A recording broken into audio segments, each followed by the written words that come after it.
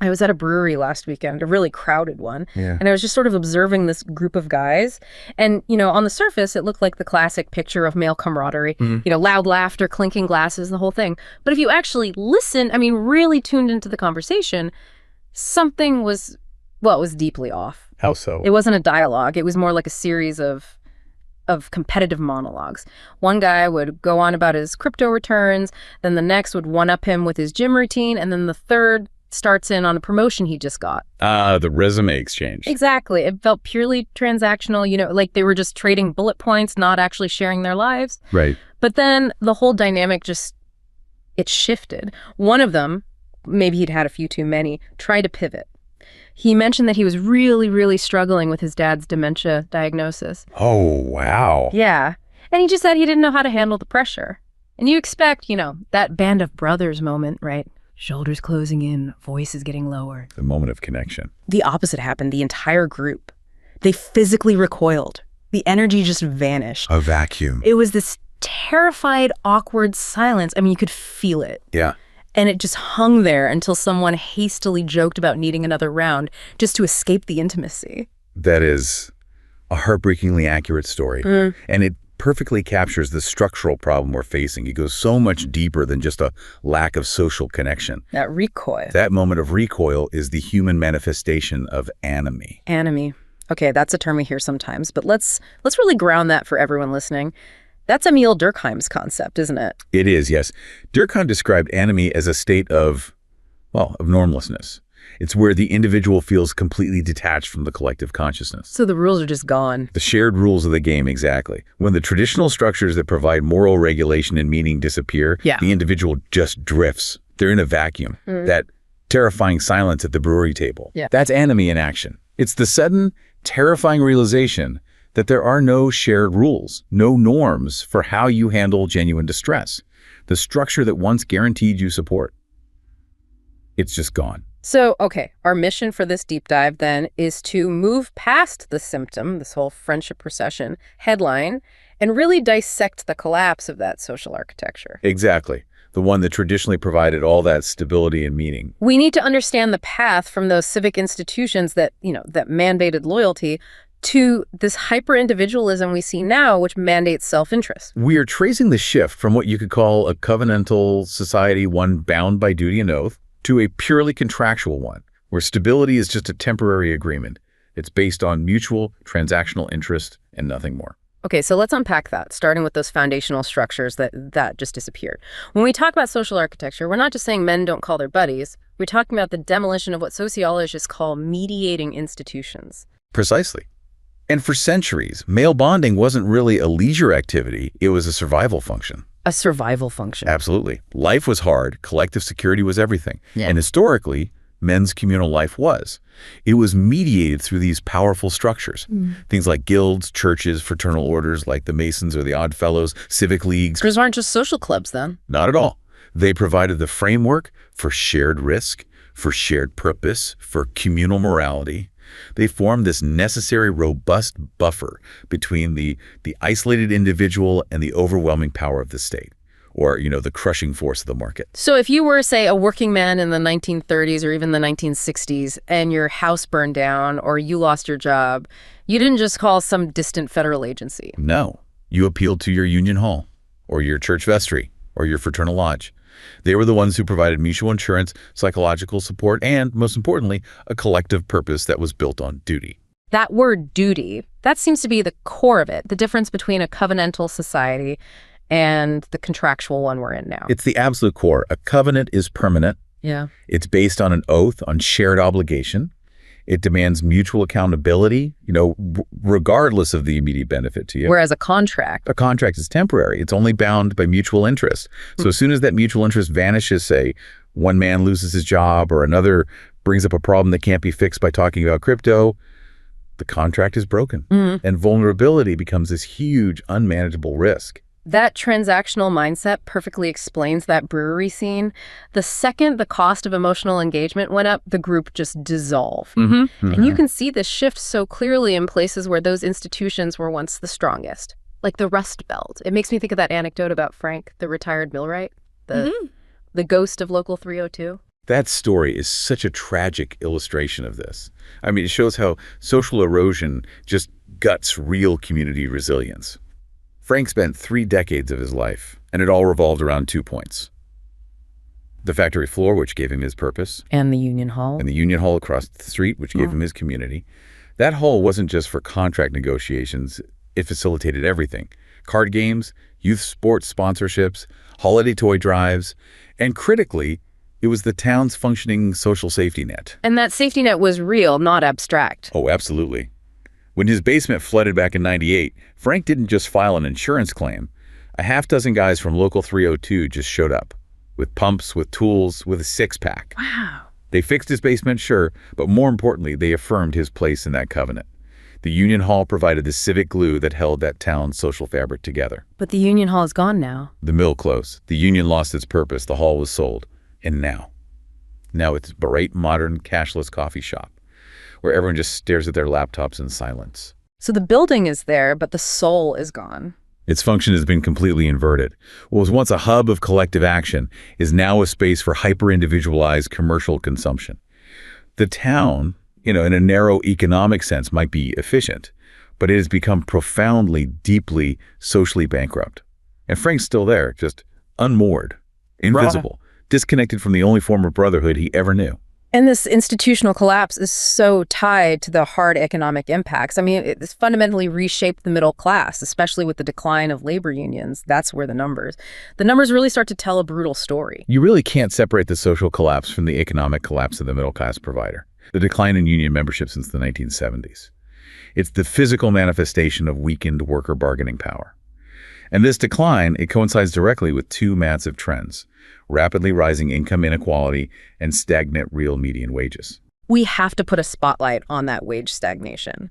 I think a lot of people feel it intuitively, but the actual numbers are they're shocking. It really exposes the generational theft that's occurred. If you look at the 40-year period from 1979 to 2019, the reality is stark. Real median weekly wages for a typical worker, they only went up by 8%. Total. Over 40 years. 8% in 40 years. Yes. That works out to a minuscule 0.2% growth per year. Oh my God. Now, hold that against the overall economic growth in the U.S. during that same time. Real personal income per household grew over 50%. That's an average of 1.1% growth per year. Wait. So the whole economic pie got half again as big, but the typical worker's slice barely got any bigger at all? Their share grew by less than 1/10 of the overall rate. It means someone else was capturing almost all the value created during that time. That is the literal definition of rising inequality being engineered into the system. It is. And historically, unions were the most potent counterweight to that trend. They don't just increase wages. They fundamentally alter how wealth is distributed within a company and within a community. Quantifiably, unionized workers earn 10 to 15% more than non-union workers in similar jobs. That's a huge difference in quality of life. And a critical insight from the research is that this union wage premium, it isn't evenly distributed. It acts as an economic equalizer. It reduces systemic disadvantages for certain demographics. How so? The premium is 35% higher for Hispanic workers compared to their non-union counterparts. It's 20% higher for Black workers and 23% higher for women. Why? What's the mechanism? Unions achieve this by explicitly implementing egalitarian wage practices. Things like single-rate wage structures or automatic progression based on seniority or certification, not a manager's discretion. So it takes the bias out of it. It takes the vulnerability to implicit bias way down, and that effectively reduces both race and gender wage gaps within those firms. So joining Local 302 didn't just get Frank a better hourly rate. It enforced a sense of economic fairness that spread through the whole community.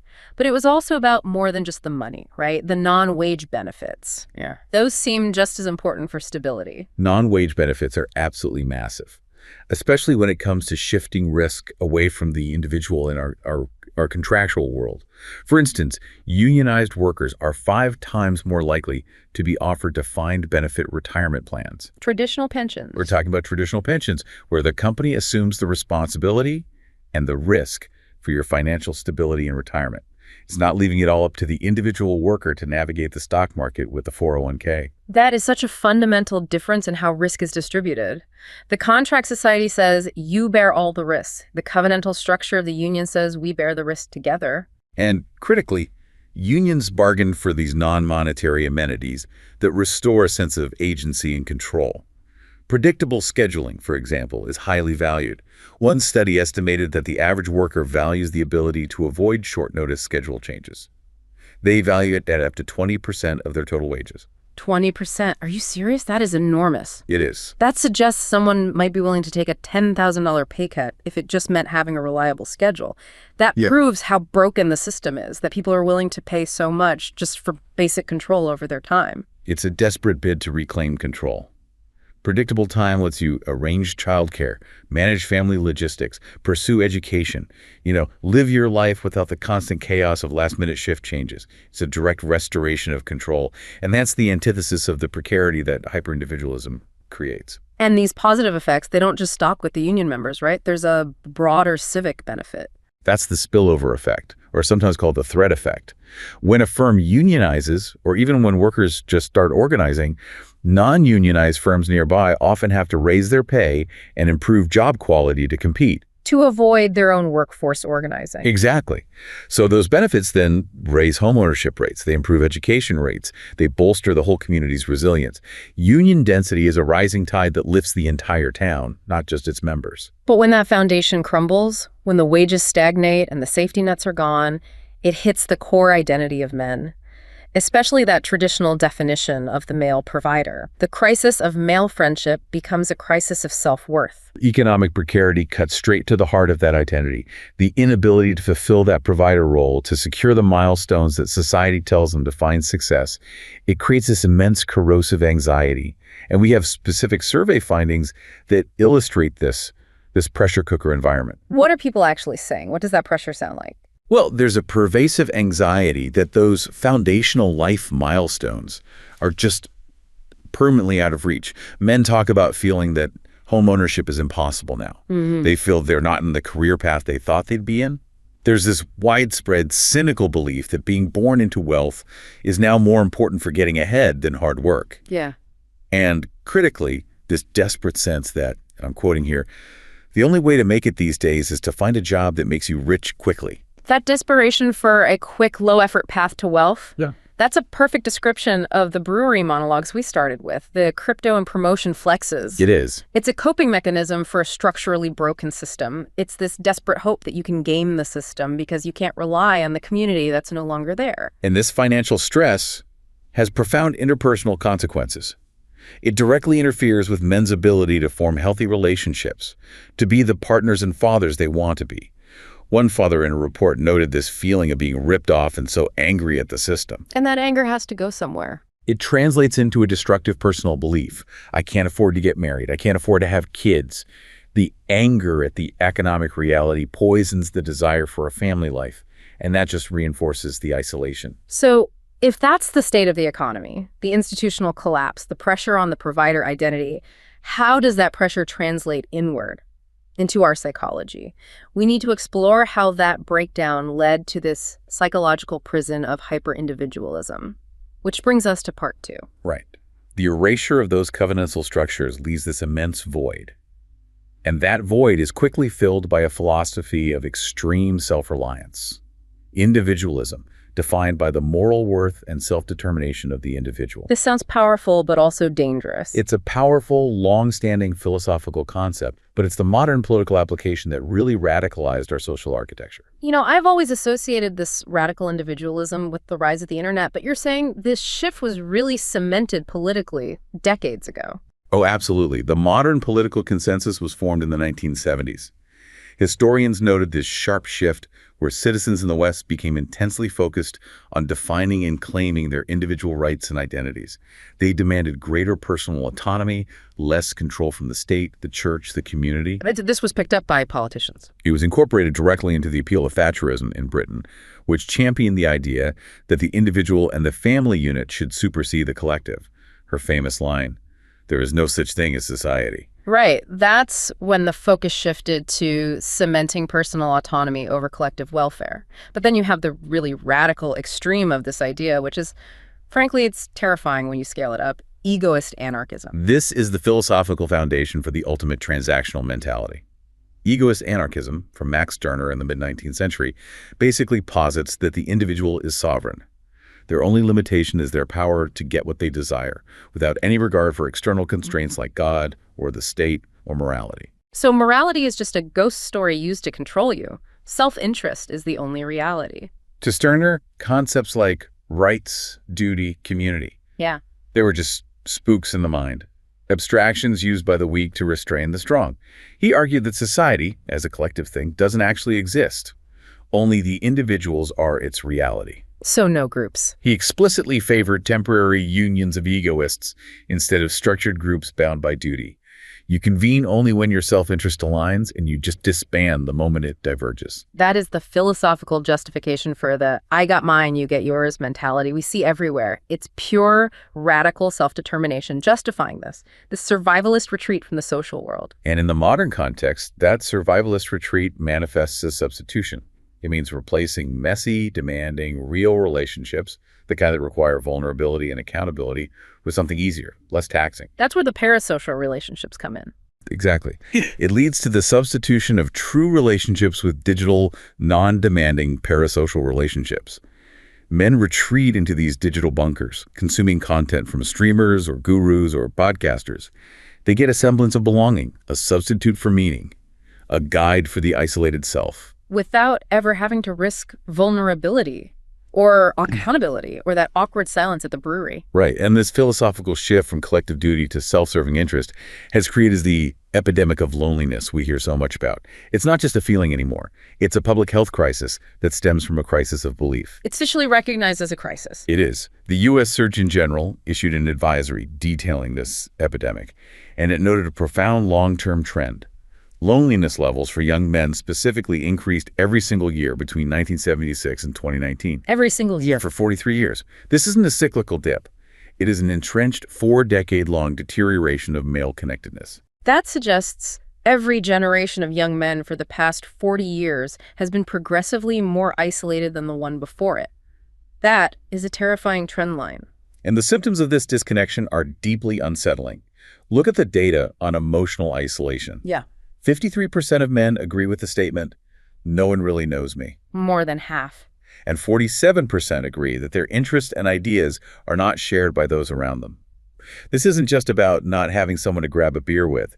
This is half the male population feeling profoundly misunderstood and unseen by the world. Half of men feel unseen by the world. That is a perfect breeding ground for resentment, for seeking external validation from anywhere you can get it. Exactly. And the data clearly shows a stark male isolation gap.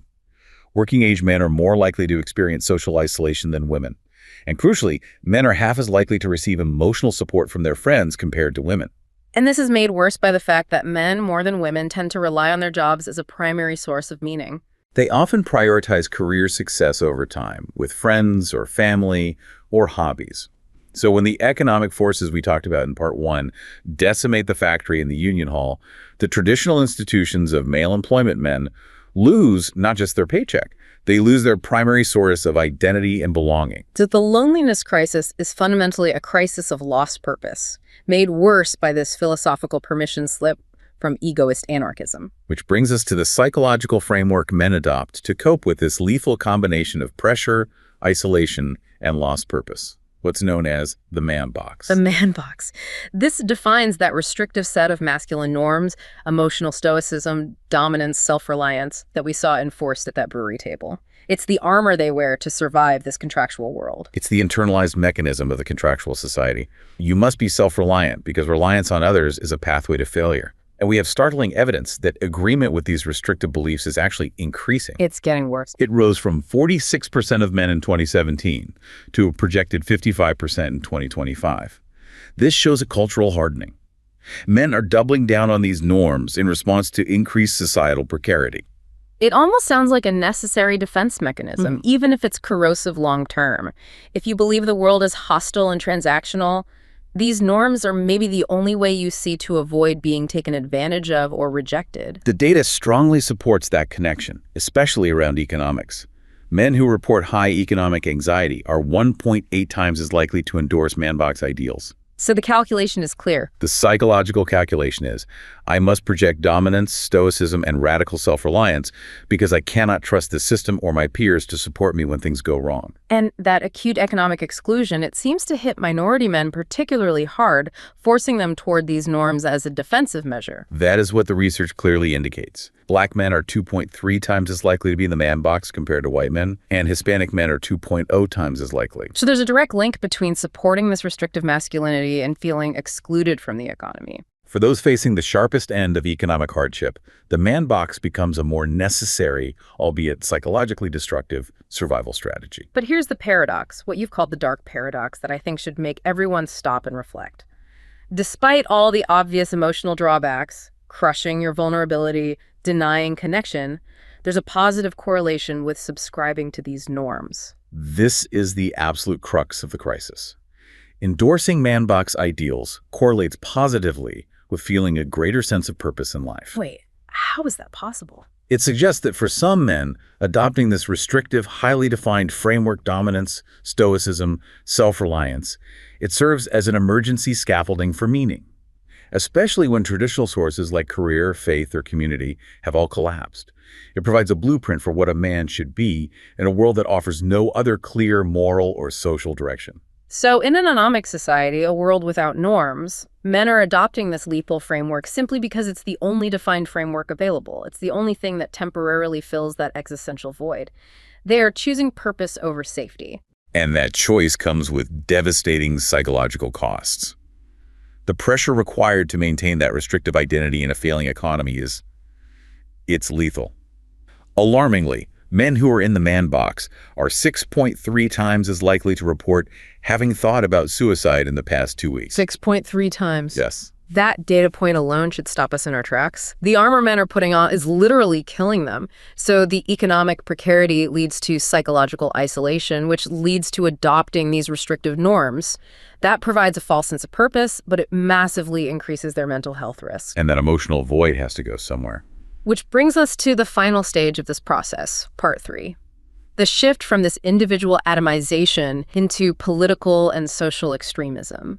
When you reach this critical mass of isolated, anxious individuals, men who are angry, economically insecure, and desperate for an identity, you create a highly volatile political variable. They're desperate for a tribe, desperate for a narrative that explains their suffering. It makes me think of Hannah Arendt here. She warned about the political dangers of isolation. Absolutely.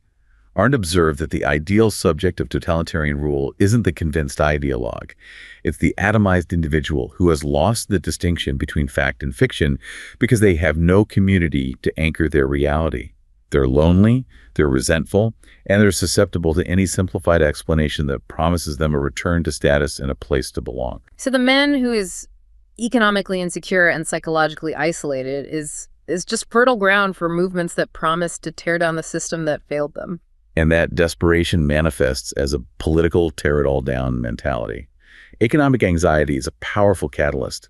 The data shows men facing this anxiety are more than twice as likely to support strongman political views. Or that simplistic idea that the economy works best when the government stays out of the way. It's an ideological lashing out at institutions they perceive as having failed them. They don't want reform, they want a replacement. And this sense of betrayal leads to pervasive distrust, coupled with this endorsement of radical self-reliance, even if that means violence. Look at the relationship between distrust in institutions and firearm ownership. It suggests a proactive social retreat. The individual chooses to rely only on themselves and their immediate means of defense. And the numbers back this up. Firearm owners exhibit significantly lower trust across the board. 26% lower trust in Congress, 24% lower in police, and 32% lower in the news media. They are opting out of civil society and replacing collective security with individual defensive sovereignty. So when you combine that deep distrust and radical self-reliance with the dominance-oriented views of the man box, you get a very specific and very volatile group of people. Precisely. The research found that 15% of all sampled men were identified as being both in the man box and owning a firearm. This cohort is small, but it's incredibly volatile. Their endorsement of restrictive masculinity aligns with a propensity for dominance and the belief in using violence to achieve their goals. That makes them a significant concern for civil fragmentation. And when healthy community fails, pathological groups are always ready to fill that void. The clearest example of a pathological tribe filling this vacuum of isolation and resentment has to be the incel movement, the involuntary celibates. The incel community is the ultimate outcome of everything we've been discussing. It's a classic case of a pathological group providing community for the socially isolated. These groups gather online, and they articulate this narrative of aggrieved entitlement that comes from their social isolation and romantic rejection. Let's break down that phrase, aggrieved entitlement. It sounds like they feel they're owed success or relationships just for existing. That's exactly right. The narrative frames their personal suffering and lack of success as an injustice inflicted upon them by external forces. And the online forums, they function as these powerful echo chambers that provide a shared narrative, validating their suffering and normalizing extreme misogynistic worldviews. And the anti-feminist and misogynistic content is sort of the glue that holds it together. It serves as a key gateway and a unifying factor. This blame assignment is critical for their psychological bonding. Who do they blame, specifically? When incels are surveyed about their biggest antagonists, the answers are definitive. They name feminists, the political left, wider society, and women. This externalized blame creates a very clear us versus them tribal identity that gives them the sense of purpose and belonging that real life denied them. And the research outlines two distinct pathways that lead people into this pathological tribe. Yes, and it's crucial we understand these two trajectories toward harm because they require very different responses. The first is the mental health pathway. Okay. This one is driven by pre-existing isolation, depression, or certain neurocognitive traits. An individual with traits like autism, for instance, might struggle with the complexity of real-world social cues and prefer the structured, anonymous nature of online networking.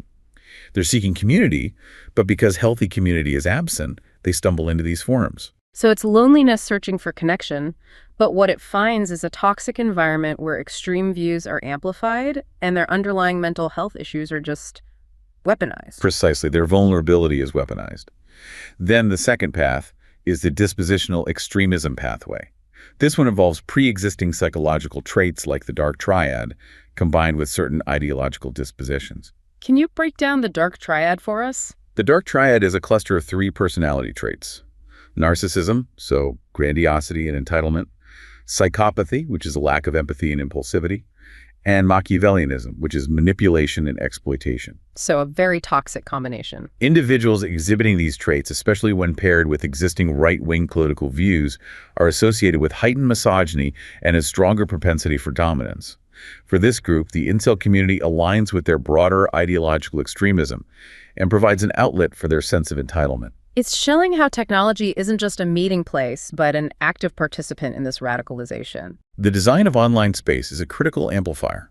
Algorithms facilitate what some call bottom-down seduction. By constantly feeding users personalized content based on their history and interests, algorithms reinforce and deepen extreme views. This creates endless rabbit holes that function as a dangerous on-ramp to extremism. And what happens when platforms try to step in? When they ban these forums? Content moderation often backfires. While banning forums can limit their visibility on mainstream platforms, it just causes a migration of users. They move to alternative, dedicated, often private platforms with less or no moderation, allowing this content to flourish unregulated.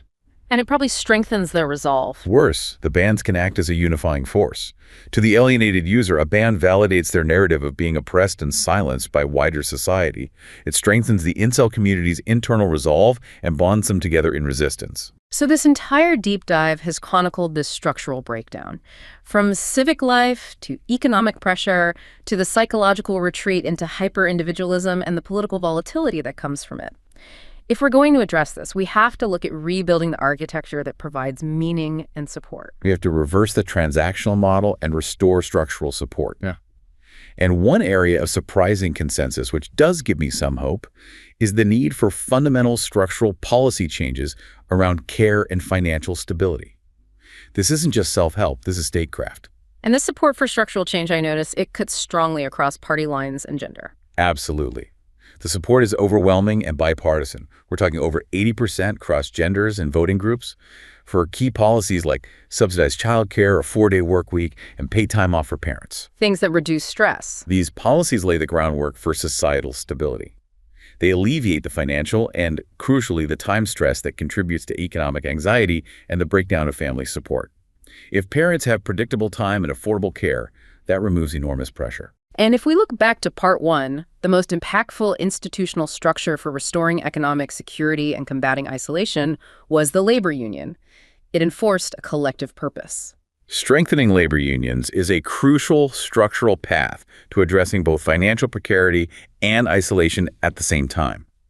Unions provide a ready-made institutional structure for belonging, a necessary source of meaning and accountability for men who've become disconnected. And this is particularly vital for some groups. They're especially vital for Black men, who currently have a higher union membership rate than any other demographic group, and are particularly poised to benefit from stronger unions, given the severe issues in intergenerational mobility and persistent wage gaps. So we need to move beyond just talking about supporting labor to the concrete mechanisms that can actually rebuild worker power and create these new centers of civic life. Right. Current policy efforts are focused on these mechanisms. This includes legislative priorities like the PRO Act, the Protecting the Right to Organize Act, which aims to strengthen federal protection for workers organizing for a union. And making sure the elections are fair. And ensuring fair elections.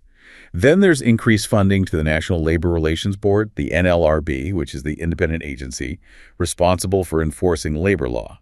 More funding means more enforcement against companies engaged in illegal union busting. So it's not just about making it easier to form a union, but making sure the process is actually fair and protected. Exactly. And beyond those two, key regulatory measures are being linked to the new clean energy tax credits. The rules require companies to pay prevailing wages and use robust apprenticeship programs to claim the full value of those incentives. So it's about rebuilding economic power. These policies are mechanisms to restore economic power and institutional support where it has been systematically eroded. They're laying the foundation for the new mediating structures that can replace the ghosts of Local 302. You know, we started this conversation observing that sudden, terrified recoil at a brewery, the collapse of friendship, and we realized it's really the death of civic life. Hyperindividualism demanded a transaction for vulnerability, and it's starving men of the community they biologically need to regulate their desires and find stability. And the core challenge we face is identifying and addressing those structural causes, the economic insecurity and the lack of mediating institutions that drive men toward the psychological prison of the man box and the pathological tribes of extremism.